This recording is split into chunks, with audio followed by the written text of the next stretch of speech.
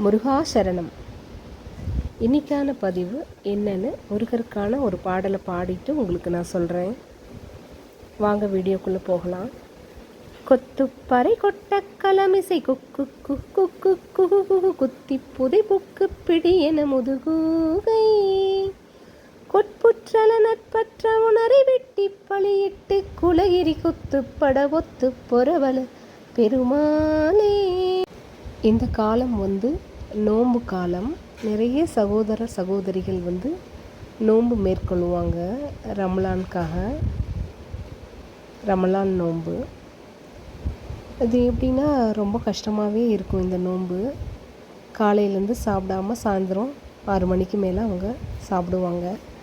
எல்லாருக்குமே நான் ஒன்று சொல்ல விரும்பிக்கிறேன்.